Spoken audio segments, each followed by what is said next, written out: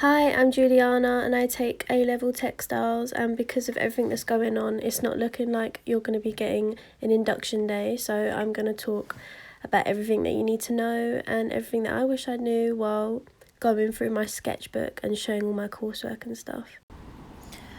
Okay, so the boring bit first. There's two components in textiles. The first bit is coursework, and that's worth 60% of your mark.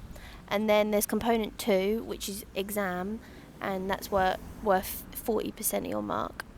So if you're like me and hate exams, if you put loads of emphasis into your coursework, you should be fine.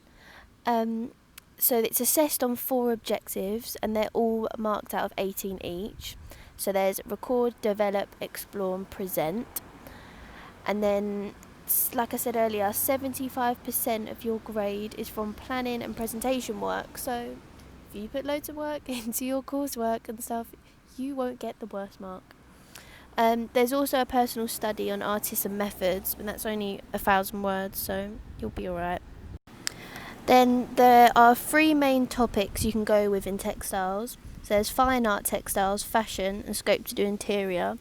I've gone with more of the fashion way because that's what I'm going to do after school. But literally that's why I love textiles, because there's so much you can do with it. And as well, there are so many resources in textiles. You can literally do everything. You can do silk painting, you can do embroidery, that's one of my favourites. So yeah, in the subject there's just so much freedom in it, which is why I love it. So I'm going to now talk about all the stuff that I wish I knew when I was going into the subject. So the first thing is that you must learn how to become independent, because unlike GCSE where you're guided what to do and all that, in textiles it authorises you with so much freedom. Now, so for some people that may be bad, for some people may be good. For me at first I didn't love it because I sort of like being told what to do, but then once you do the subject more and more, you do learn to become independent, because like you will get help from the teacher, but everyone is working on different things and at different paces, so you need to learn to become independent. The second thing is learn to manage your time, because if you want a good grade you need to put time and effort into all of your work. The textiles room is always open for textile students, and I can't stress enough, you need to use up your free periods doing textiles, because lesson time isn't enough.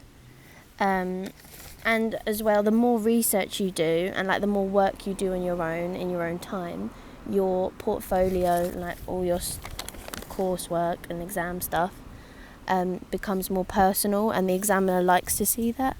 So the next thing I wish I knew was that the beginning bit of the course is so boring. Well, for me anyway, and a couple of the girls in my class, I didn't really like the beginning because I like just making things and wanting to get straight into it. But the beginning of the course, you're just drawing. Like, for some people that's fine, and I don't mind drawing, but I always want to just make things. So don't beat yourself up and be like, why did I choose this subject at the beginning? Because trust me, it gets so much better. At the beginning bit, you're just drawing from real life observation, and then when you start to make things, you're developing all your ideas from them drawings. So it's actually really important that you get good drawings and a variety of them as well.